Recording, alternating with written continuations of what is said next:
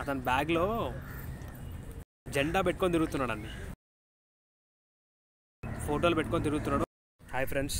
Hi. ఇక్కడ ఒక అతను కనిపిస్తున్నాడు కదా, ఇతని పేరు, నీ పేరేం పేరు? దావీదు. ఇతని పేరు దావీదు. సో నేను ఇక్కడ కూర్చొని నేను వర్క్లో ఉన్నాను, ఇక్కడ ఒక్కని పార్క్ వచ్చాను. సో ఇక్కడ మనోడు కలిసిన వెంటనే నాకు ఆకలిస్తుంది అన్నం అన్నాడు. నేను చెప్పాను, బ్రదర్ నేను కూడా నీలాంటి వ్యక్తిని, నీలాంటి పరిస్థితి నాది కూడా.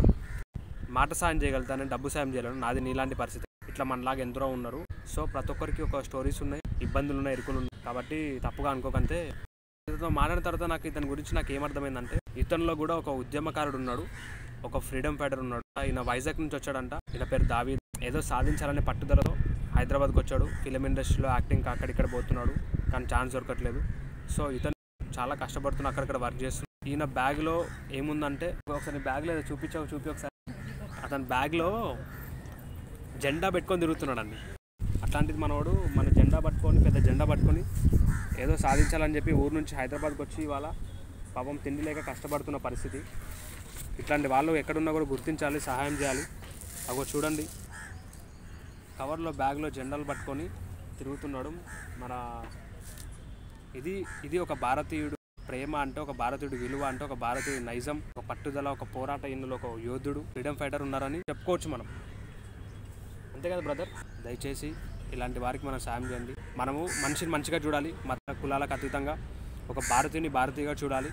ఒక ఇండియన్గా మనం గుర్తించి అందరికీ సాయం చేసుకొని, ఒకరొకరు సాయం చేసుకొని ముందుకు వెళ్ళాలని చెప్పి సందర్భంగా మీకు అందరు చెప్తున్నాను. ఇప్పుడు అందరూ ఏంటంటే, అంబేద్కర్ ఒకప్పుడు ఎన్నో మన రాజ్యాంగం రాశారు, ఎన్నో రూల్స్ పెట్టారు.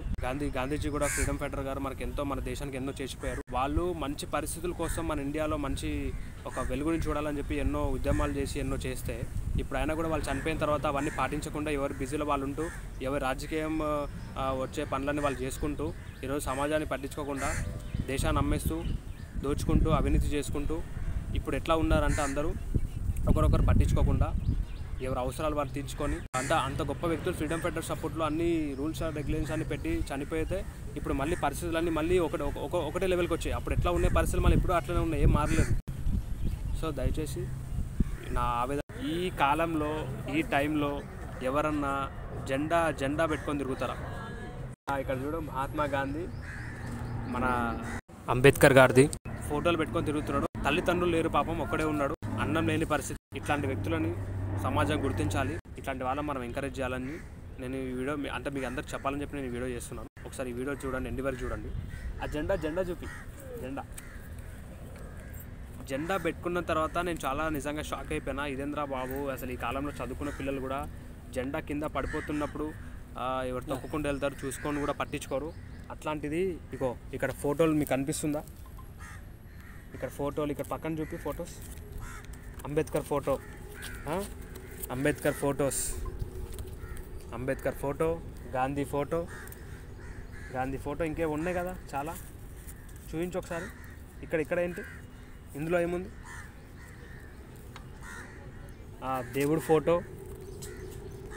ఫోటోలు, జెండాలు. ఎందుకు నీకు అంత దేశభక్తి?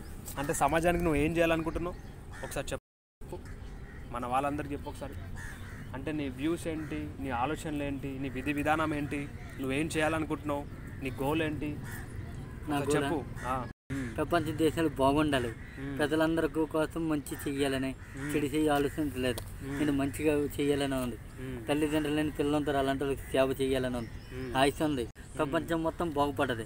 వీళ్ళు లేకపోతే ఒంటి మీద గుడ్లు కూడా ఉండవు. చదువుకున్నోడు, జాబ్ చేసిన వాళ్ళు, నాయకులు, పోలీసులు, రాజకీయ నాయకులు వీళ్ళందరూ ఎలాగే వీళ్ళ వల్ల. వీళ్ళు లేకపోతే ఒక్కడికి గుడ్డ ముక్క రాదు, ఏటి రాదు. స్వతంత్రం దేశం పోరాడారు. ఒక భారతీయుడు అంటే ఇతను చూసి నేర్చుకోవాలి ప్రతి ఒక్కరు.